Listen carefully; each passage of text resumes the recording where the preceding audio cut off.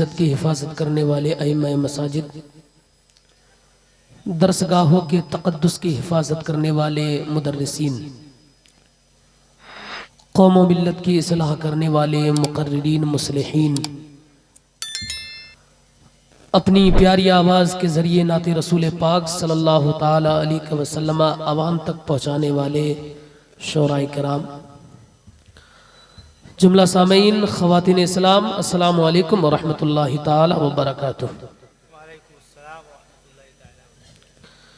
अल्हम्दुलिल्लाहि रब्बिल आलमीन वल आक़िबतु लिल मुत्तक़ीन वस्सलातु वस्सलामु अला सय्यिदिल मुरसलीन व अला आलिहि व सहबिहि अजमईन, अम्मा बाद फ़अऊज़ु बिल्लाहि मिनश शैतानिर रजीम, बिस्मिल्लाहिर रहमानिर रहीम।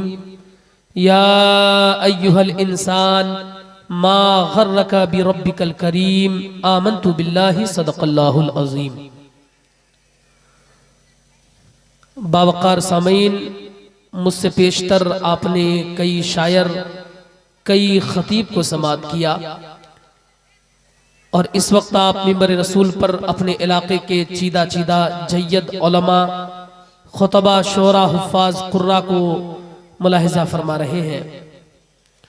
मैं इन तमाम मुक़द्दस हस्तियों के अस्माए मुबारका से वाकिफ़ नहीं, इन तमाम हस्तियों की मोहब्बतों का सहारा लेकर चंद बातें आप तक पहुँचाने की जसारत करूँगा। मुझसे पेशतर आपने शायर इनकलाब, शायर अहले सुन्नत जनाबे अलहाज अजमल अजीज़ी साहब क़िबला को समाअत किया। इस वक्त मिंबर रसूल पर अपनी आवाज़ के ज़रिए से धूम मचाने वाले शायर हज़रते मौलाना अंसार रज़ा बुलबुल बरेलवी तशरीफ़ रखते हैं और मैं हज़रत अल्लामा मौलाना ग़ुलाम सरवर साहब क़िबला की मोहब्बतों का शुक्रगुज़ार हूँ कि उनकी दावत मोहब्बत पर मैं यहाँ हाज़िरी की सादतें बटोर रहा हूँ।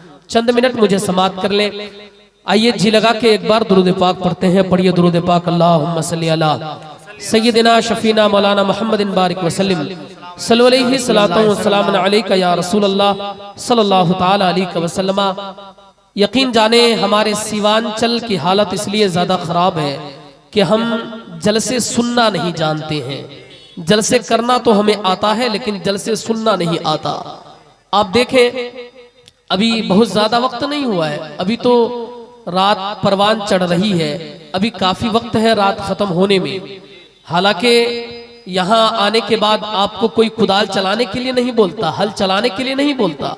यहाँ आके आराम से बैठे हुए हैं, सुकून से बैठे हुए हैं, दीन की बातें हो रही है, शरीयत की बातें हो रही है, मजहब की बातें हो रही है, आखिरत संवारने की बातें की जा रही है। लेकिन आदमी को यहाँ सुकून नहीं है, वो मार्केट में जाके सुकून तलाश कर रहा है, चाय की दुकान में जाके चुस्कियां लेके सुकून तलाश कर रहा है। यहीं पे अगर मैच होता तो ये पूरी रात एक पैर में खड़े होके पूरा मैच देख लेता, इसे कोई तकलीफ नहीं होती। लेकिन जलसे की बात है, बैठने का इंतजाम है, आदमी आके जलसा सुनना नहीं चाहता है। जानते हैं ये किस चीज की कमी है? ये कमी किसी और की नहीं बल्कि ईमान की कमजोरी की दलील है।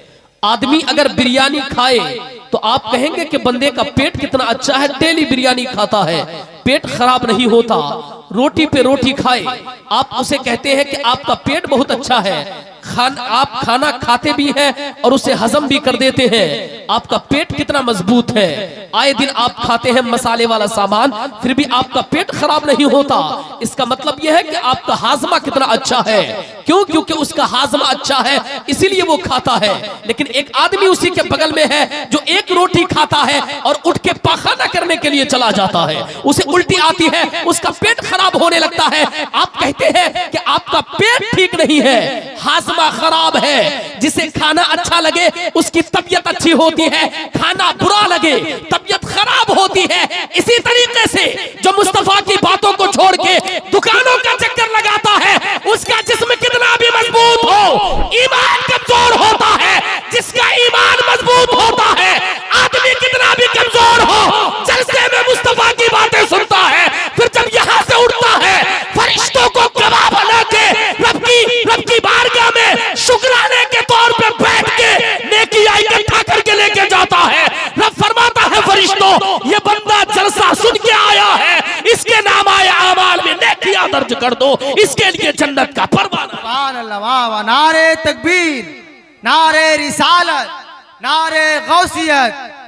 हजरत अल्लामा अमीरुद्दीन साहब क़िबला मंजरी जिंदाबाद जिंदाबाद। वाह, यही हाल है हमारे समाज का। जलसे आए दिन होते हैं, कहां कहां जलसे नहीं होते। आपके समाज में साल में कई बार जलसे होते होंगे, महीने में कई बार जलसे होते होंगे, लेकिन नतीजा बताइए। मैं जलसे का मुखालिफ नहीं, लेकिन आपसे पूछो नतीजा क्या निकाला आपने?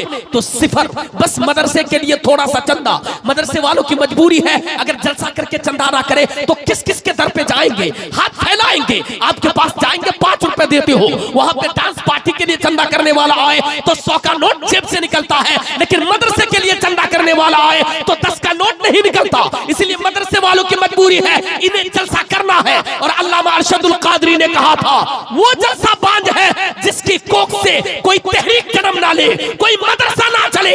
जलसा वो कामयाब होता है जिसके जरिए से मदरसा परवान चढ़े, मदरसे की तामीर और तरक्की हो। इसलिए हम जलसे कराते हैं। जलसे कराना मुदर्रिसीन की मजबूरी बन गई है। अगर वो जलसे नहीं कराएंगे तो मदरसे चलेंगे नहीं, अल्लाह के रसूल का घर आबाद नहीं होगा। इसलिए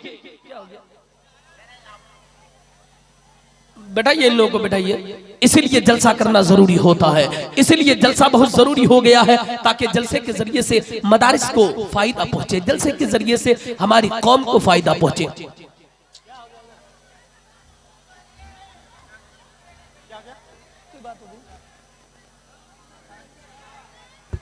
सरकार मदीना कॉन्फ्रेंस के तमाम वॉलंटियर। लेकिन मैं भी काफी दूर से आया हूं, इसलिए चाहता हूं कि चंद बातें आप तक पहुंचा दूं। मैं अर्ज कर रहा था कि जलसों के फायदे, कितने फायदे हमने जलसों से उठाए हैं। जलसे आए दिन करते हैं, लेकिन फायदा हमको उठाना नहीं आता। जलसों के फायदे ये होना चाहिए कि हमारे मदरसे आज यतीम खाना नहीं बल्कि 5 स्टार होटल की तरह हो जाना चाहिए था, लेकिन आज भी हमारे मदरसे में लिखा रहता है यतीम खाना, ताकि अमीर का बेटा नाम सुन के ना आए। अमीर का बेटा नाम सुने तो उसका दिल नफरत से भर जाए। वो तो यतीम खाना है, वहां पे यतीम बच्चों को पढ़ाया जाता है, वहां पे डेली दाल और सब्जी दी जाएगी, डेली बासी चावल खिलाया जाएगा, सुबह मूढ़ी नाश्ते में दिया जाएगा। यानी वो यतीम खाना है, पैसे वालों के लिए नहीं है। यानी आज भी हमारे मदरसे बदहाली के शिकार है। इसलिए अब जरूरी है कि जलसे आला पैमाने में हो, लेकिन जलसों का रिजल्ट भी हमारे सामने हो, जलसों का फायदा भी हमारे सामने हो। एक जलसा साल में हो, मदरसे में 1 लाख नहीं 10 लाख का चंदा दिया जाए, 15 लाख का चंदा दिया जाए। जो मदरसा 10 साल में परवान चढ़ता है, उसके तामीरी काम मुकम्मल होता है, वो 1 साल में इतना काम हो जाए कि समाज के सारे घरों से अच्छा मस्जिद हो, और मस्जिद के बाद सबसे अच्छा इमारत के एतबार से मदरसा हो, ताकि देखने वाला देखे तो ये पुकार के कहे यहाँ सबसे अच्छा घर खुदा का घर है, उसके बाद मुस्तफा का घर मदरसा है, मुस्तफा का घर मदरसा है। मदरसे की तामीरी लियाकत इतनी अच्छी हो कि आदमी की आंखें चुन दिया जाए, जब वो देखे तो देखता बने, वो 5 स्टार होटल को मात दे जाए। इतना आलीशान मदरसा होना चाहिए। लेकिन हमारे समाज में हुआ क्या? हमारे समाज के मदरसे आज भी आगे नहीं बढ़ पाए हैं। वही कल भी 20 बच्चे रहते थे, आज भी 4 ही कमरे हैं, कल भी 5 कमरे थे, आज भी 5 ही कमरे हैं, कल भी 2 मुदर्रिस थे, आज भी 2 मुदर्रिस हैं। मतलब क्यों ऐसा हुआ? इसलिए ऐसा हुआ कि हमने इंतजाम नहीं किया, मुदर्रिसीन के लिए तनख्वाह का इंतजाम हमने नहीं किया, इमारत के लिए हमने पैसे इकट्ठा नहीं किए। हमने तो सारे पैसे न जाने कहां खत्म कर दिए हैं, ढोल ताशे में, डीजे में, बाजे में, न जाने कौन से काम में हमने सारे पैसे बर्बाद कर दिए हैं। हमारे पैसे मदरसा मस्जिद में लगे कब है? बस हम चंद रुपए देते हैं और ठिड्यूरा पीटते हैं और चाय की दुकान पे चुस्की लेके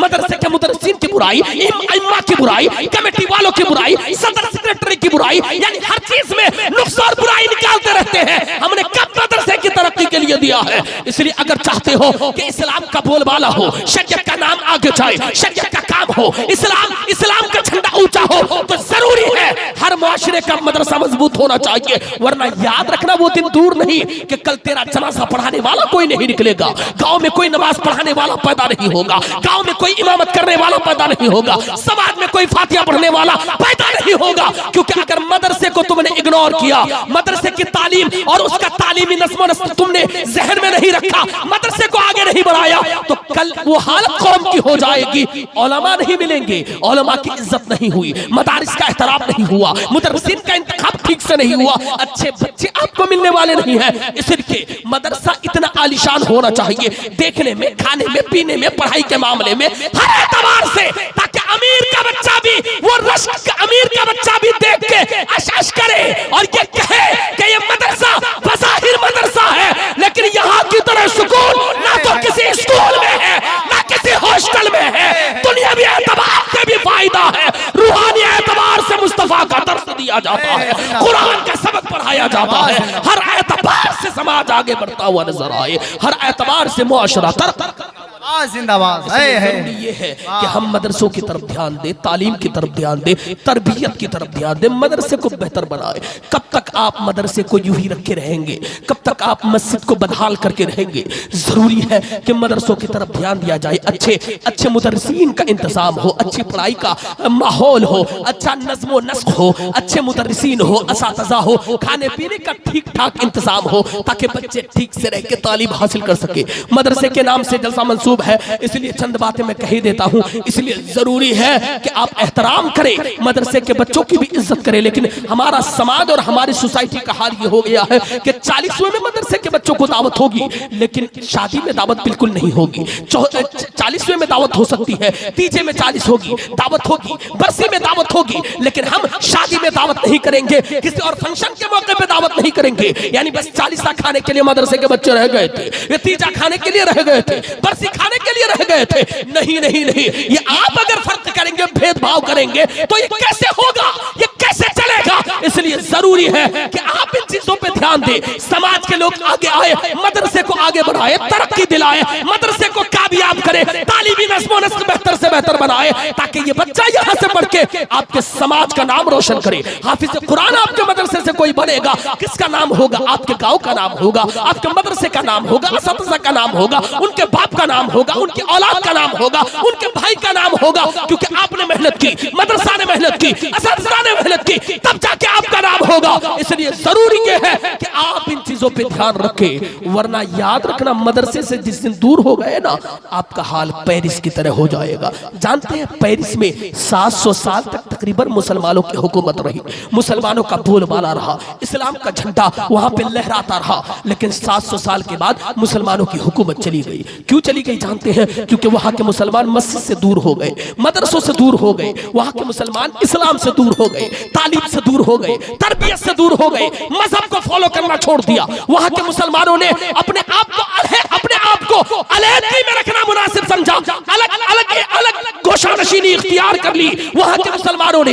तब जाके वहां की हालत ऐसी हुई कि वहां आज कोई इस्लाम का नाम लेने वाला नहीं, मुसलमान का नाम लेने वाला नहीं। वहां एक मस्जिद थी, तारीखी मस्जिद, जिसे मस्जिद कुर्तबा कहा जाता है। उस मस्जिद का शान ये था, उस मस्जिद की शान ये थी कि वहां पे कई हजार दिए जलते थे। वहां का आलम ये था, कई हजार सफे बिजती थी, कई हजार नमाजी होते थे। लेकिन आज उस मस्जिद को गिरजाघर में बदल दिया गया है। उस मस्जिद का हाल ये है कि वहां पे जानवर बांधे जाते हैं, बकरियां बांधी जाती हैं। ये हाल कब हुआ? जब वहां के मुसलमानों ने तालीम की तरफ ध्यान देना छोड़ दिया, मदरसों की तरफ ध्यान देना छोड़ दिया, मस्जिद की तरफ ध्यान देना छोड़ दिया। इसलिए मदरसों को आबाद रखो, वरना किस दिन कयामत टूट पड़े, किस दिन ज़लज़ले आ जाए, आप तसव्वुर भी नहीं कर सकते हैं, आप सोच भी नहीं सकते हैं। ये करम है मदरसे वालों का, वरना जितने हम गुनाह करते हैं, अब तक तो हमारे गुनाहों के सबब हमें जमीन में धंसा देना चाहिए, लेकिन ये मदरसों का करम है।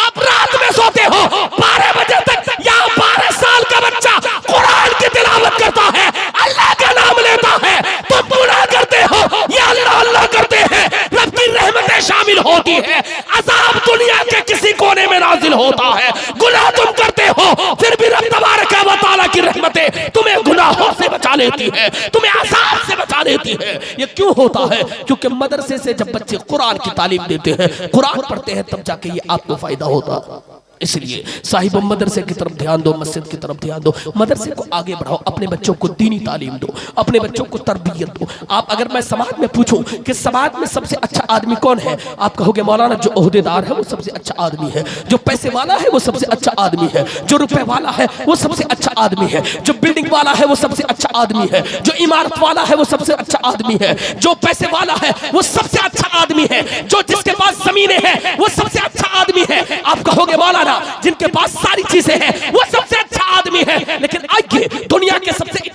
अच्छे इंसान मुस्तफा जाने रहमत हमारे आका सल्लल्लाहु तआला अलैहि वसल्लम की बारगाह में चलते हैं। या रसूल अल्लाह, आप बताएं सबसे अच्छा आदमी कौन है? मुस्तफा जाने रहमत फरमाते हैं, खैरुकुम मन तअल्लमल कुरआन व अल्लमा, तुम में सबसे बेहतर इंसान वो है जो कुरान पढ़ता है, दूसरे को पढ़ाता है, कुरान की तालीम हासिल करता है, दूसरे को कुरान की तालीम देता है। यानी दुनिया की नजर में आप जैसे भी हो, अगर आप कुरान पढ़ते हैं और कुरान पढ़ाने वाले हैं, आपके बच्चे कुरान पढ़ते हैं, कुरान पढ़ाने वाले हैं, दुनिया की नजर में जैसे भी हो, मुस्तफा की नजर में सबसे अच्छे हैं। जो मुस्तफा की नजर में सबसे अच्छा होता है वो दुनिया में भी सबसे अच्छा होता है, मरने के बाद कब्र व हश्र। नारे तकबीर, नारे रिसालत, नारे गौसियत, जिंदाबाद जिंदाबाद। दुनिया की नजर में जैसे भी हो, लेकिन मुस्तफा की नजर में जो अच्छा होता है वो हर जगह अच्छा होता है। क्यों? क्योंकि है कौले मोहम्मद कौले खुदा। फरमान न बदला जाएगा, बदलेगा जमाना लाख मगर कुरान न बदला जाएगा। सबसे अच्छा वो होता है जो कुरान पढ़ता है, दूसरों को पढ़ाता है। इसलिए अपने बच्चों को कुरान की तालीम दो, वरना जिस दिन इंतकाल होगा उस दिन शर्म से आपका सर झुक जाएगा। आप कहोगे मौलाना ये कैसी बात करते हो, शर्म से हमारा सर झुक जाएगा? हाँ, जिस दिन आपका इंतकाल होगा शर्म से आपका सर झुक जाएगा। आपके पास पैसे वाले बेटे होंगे, दौलतमंद बेटे होंगे, ओहदेदार बेटे होंगे, सब लोग जनाजे के वक्त लाइन पे खड़े होंगे, लेकिन किसी में हिम्मत नहीं होगी कि आगे बढ़ के जनाजा पढ़ाए। लेकिन आपका बेटा अगर हाफिज है, आपका बेटा अगर आलिम रब्बानी है, अगरचे आप दुनिया के सबसे ज्यादा गरीब इंसान है, सबसे ज्यादा गरीब और मुफलिस इंसान है, लेकिन आपका बेटा अगर पढ़ा लिखा है, आलिम है, हाफिज है, वो जब जनाजे के लिए आगे बढ़ेगा तो आपका सीना भी मरने के बाद वो चौड़ा हो जाएगा और आप भी कफन के अंदर मुस्कुराएंगे और कहेंगे मैंने दुनिया में कुछ किया ना किया हो, लेकिन मैंने अपने बेटे को आलिम रब्बानी बनाया है। ये सारे ओहदेदार लाइन लग के खड़े हैं, मेरा बेटा जनाजा पढ़ाने के लिए आगे बढ़ा हुआ है। यानी उस वक्त आपको तालीम की अहमियत का अंदाजा होगा, आपको इल्म की अहमियत का अंदाजा होगा। इसलिए अपने बच्चों को उतना पढ़ा दो कि आपके बच्चे आपका जनाजा पढ़ा सके, आपके इंतकाल के बाद आपकी कब्र पे जाके आपके बच्चे ठीक से फातिहा पढ़ सके, आपके इंतकाल के बाद आपके बच्चे आपके लिए इसाले सवाब कर सके। उतनी तालीम अपने बच्चों को जरूर दे देना, उतना इल्म जरूर सिखा देना, ताकि आपके इंतकाल के बाद ये सब कुछ आपके बेटे आपके बच्चे कर सके। अगर आपने तालीम नहीं दिलाई ना तो फिर वही हाल होगा, आप ना कुछ लेके जाएंगे ना दुनिया में कुछ छोड़ के जाएंगे। अगर आपने सारे पैसे लोगों के पीछे और अपने लफंगा लुच्चा औलाद के पीछे आपने सारे पैसे खत्म कर दिए तो आपके इंतकाल के बाद शराब नोशी में पैसे उड़ा देंगे। ये तो शराब पी पी के आपका माल बर्बाद कर देंगे, आपकी जमीनें बिछवा डालेंगे, ड्रीम 11 खेल के, माई 11 सर्कल खेल के सारे पैसे बर्बाद कर देंगे, जुआ और सट्टा खेल खेल के आपके सारे पैसे बर्बाद कर देंगे, आपको याद तक नहीं करेंगे। गलत फहमी में जीते हो कि आपके मरने के बाद आपके बाल बच्चे आपको याद करेंगे। कौन याद करता है यार? कोई याद नहीं करता। ये तो 4 दिन के बाद तुम्हें भूल जाएंगे, ये तीजा करेंगे बमुश्किल, उसके बाद तेरी कब्र के निशान तक भूल जाएंगे, तेरी कब्र की मिट्टी तक कोई नहीं याद नहीं रहेगी, तेरी कब्र पे फातिहा पढ़ने वाला कोई नहीं होगा, कोई जाने वाला नहीं होगा, ये तुम्हें भूल जाएंगे। तुम गलत कहते हो कि बच्चे याद रखेंगे, ये याद रखने वाले नहीं है, इनकी तो अलग दुनिया होगी। तुम्हारे इंतकाल के बाद तुम्हें गालियां देंगे कि फला के बाप ने कितनी जमीनें खरीदी थी, मेरा बाप कितना कमीना था,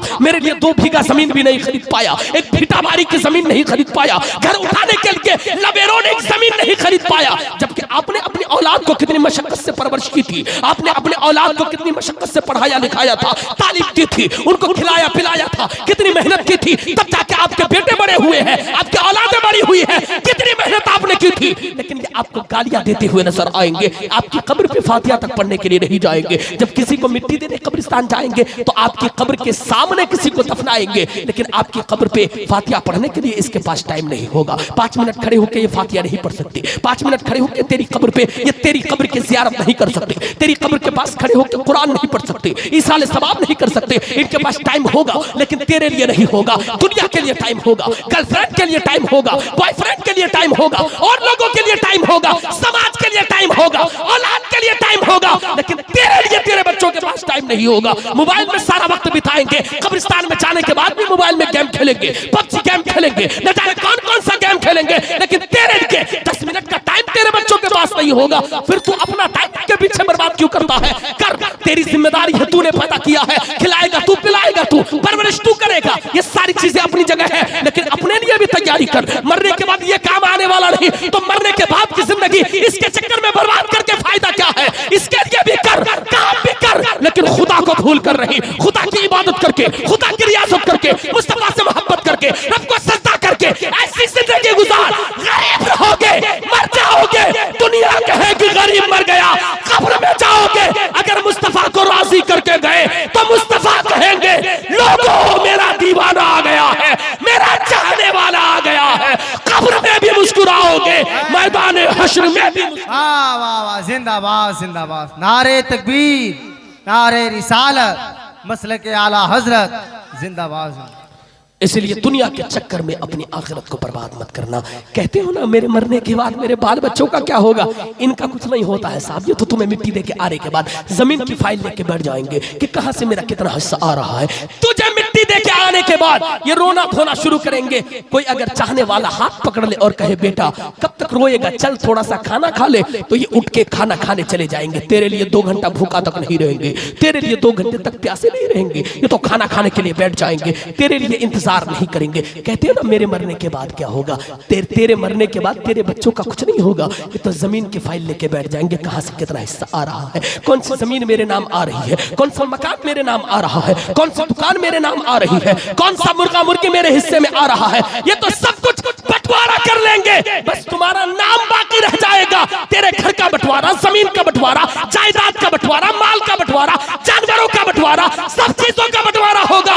हत्ता के जिस चौकी पे तू सोता था, अगर 2 बेड था, एक एक बेड एक एक बेटा ले जाएगा। 2 चटाई थी, एक एक चटाई बेटे ले लेंगे। तेरी सारी चीजों को बंटवारा कर लेंगे। 2 घड़ी पहनता था, घड़ी का भी बंटवारा कर लेंगे। तेरे पास कई जोड़े अगर कई जोड़ी चप्पल थी तो उसका भी बंटवारा कर लेंगे। सारी चीजों का बंटवारा कर लेंगे।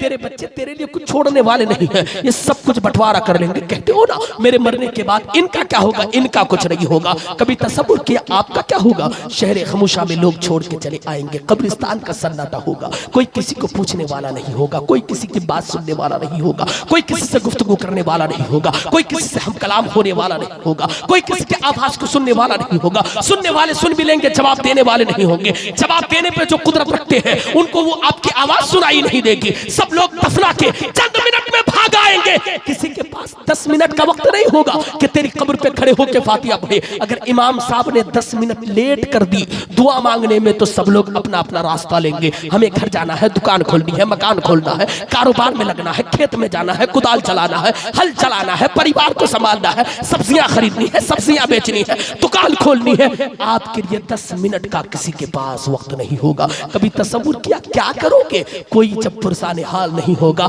यहाँ पे दिन रात बात करने वाले, चंद मिनटों में लोगों को फोन लगा के खुशखबरी और गम की खबरें देने वाले, तेरे मोबाइल का नेटवर्क गायब हो जाएगा, वाईफाई काम नहीं करेगा, मनोमन मिट्टी के अंदर तुम्हें दफना दिया जाएगा। मिट्टी का बिछोना होगा, मिट्टी का तकिया होगा, मिट्टी का लिवादा होगा, मिट्टी की कब्र होगी, मिट्टी का घर होगा, सब कुछ मिट्टी का होगा। तेरी इमारतें तेरे नाम का झंडा तेरी इमारतों में लगा होगा, लेकिन तू हकीकत में कब्र की आगोश में सो रहा होता होगा। तूने वहां के लिए बिछोना का इंतजाम किया, वहां के लिए चादर का इंतजाम किया, वहां के लिए गद्दे का इंतजाम किया। तूने तो अपनी इमारत में कीमती गद्दे लगवाए थे ताकि तेरी कमर में चोट ना पहुंचे, सीने में तकलीफ ना हो, तुझे नीचे से ठंडी का असर ना हो, ऊपर से हवा का असर ना हो। तूने तो मोटे गद्दे लगवाए थे, मोटे मोटे कंबल का इंतजाम किया था, मोटी मोटी रजाई का इंतजाम किया था, लेकिन कब्र में तू क्या साथ लेके गया है? तेरे कंबल तो तेरे घर में रह गए, तेरी रजाई तो तेरे घर में रह गई, तेरा बिछोना तो तेरे घर में रह गया। कब्र में क्या साथ लेके गया है?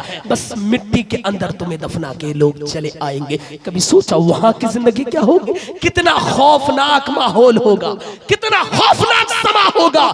इसलिए साहिबो वक्त है, अभी सब कुछ कर सकते हो, दिन बाकी है, जिंदगी बाकी है, अभी बहुत कुछ कर सकते हो।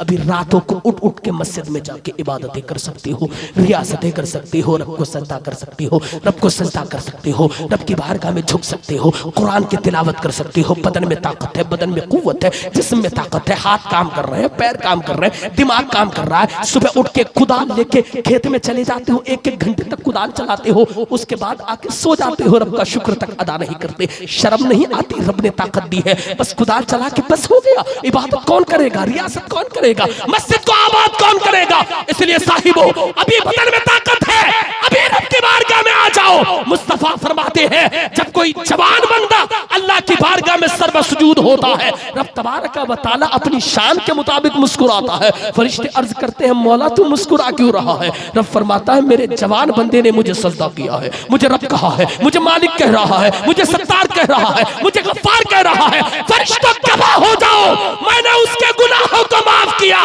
दुनिया में भी उसके लिए इज्जत का इंतजाम किया है, मरने के बाद उसके लिए जन्नत की बहारों का इंतजाम कर दिया है, मरने के बाद जन्नत की नेमतों का इंतजाम कर दिया है। इसलिए साहिबो, ये 4 दिन की जिंदगी है, फिर मौका नहीं मिलने वाला, फिर कोई पुरसाने हाल नहीं होगा, कोई पूछने वाला तक नहीं होगा, 1 मिनट की मोहलत नहीं मिलेगी, 1 मिनट की जिंदगी तुम्हें फिर बख्शी नहीं जाएगी। कहते हो हमारा वक्त खराब हो गया है, वक्त खराब हो गया है, टाइम ठीक नहीं है, वक्त नहीं है। अभी वक्त नहीं है तो कब वक्त होगा? अरे अभी तो ठीक हो, अभी तेरे हाथ ठीक है, पैर ठीक है, दिमाग ठीक है, जिस्म ठीक है, अभी वक्त नहीं है तो कब वक्त होगा? कल अगर तुम्हारा जिस्म काम ना करे, बिस्तर में पड़ जाओ, बिस्तर में सो जाओ, बेड में लेट जाओ, तो कल क्या करोगे? तुमने समाज में देखा नहीं कितने लोग आए, कितने चले गए, कितने पैसे वाले पैदा हुए, कितने सूरमा पैदा हुए, कितने चले गए, कितने लोग बिस्तर में पड़े हुए हैं जिनके पास पैसों की कमी नहीं है, जिनके बेटे दुबई और सऊदीया में कमाते हैं, पैसों की कमी नहीं है, लेकिन मार्केट में मेडिसिन की कमी है, दवाई की कमी है, इंजेक्शन की कमी है। डॉक्टरों ने लाइलाज करार दे दिया है कि आपके बाप का इलाज मार्केट में नहीं है, बाप की दवाई का इंतजाम नहीं होगा, मेडिसिन का इंतजाम नहीं होगा, इंजेक्शन का इंतजाम हमारे पास रही है। यानी कितनी ऐसी बीमारियां लोगों को पकड़ी हुई है, कितने ऐसे लोग हैं जो बिस्तर में लेटे हुए हैं जिनके पास पैसों की कमी नहीं, दौलत की कमी नहीं, लेकिन वो उठ नहीं सकते, बैठ नहीं सकते, चल नहीं सकते, हिल नहीं सकते, फिर नहीं सकते, खा नहीं सकते, पी नहीं सकते। आपको रब ने सारी चीजें दी है, सब कुछ खुद से कर सकते हैं। जब सब काम खुद से करते हैं तो रब के लिए वक्त निकाल के सर्वसुजूद हो जाओ, फिर देखो तुम्हें वो कल्बी सुकून हासिल होगा कि उसे तुम पैसों में किसी मार्केट में पैसों के जरिए से खरीद नहीं सकते हो। इंशाअल्लाह ताला सुकून की जिंदगी यहाँ की भी होगी, मरने के बाद की जिंदगी भी सुकून की जिंदगी हो जाएगी। हर जगह चैन सुकून, और चैन सुकून की लज्जतों से अपने आप को माला माल करोगे। इसलिए मेरी माँ और बहनों, तुम भी सुनो, इबादत के लिए वक्त निकालो। कभी तसव्वुर किया तुमने?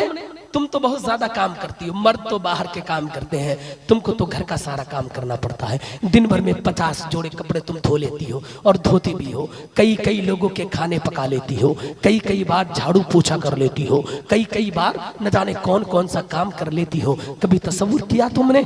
कल अगर तुम बिस्तर में पड़ गई तो ये घर वाले जिनके लिए तुमने हमेशा कपड़े धोया है, वो जिस कपड़ों में तुम पेशाब पाखाना भूले से कर दोगी ना, तो कोई हाथ तक लगाने वाला नहीं होगा।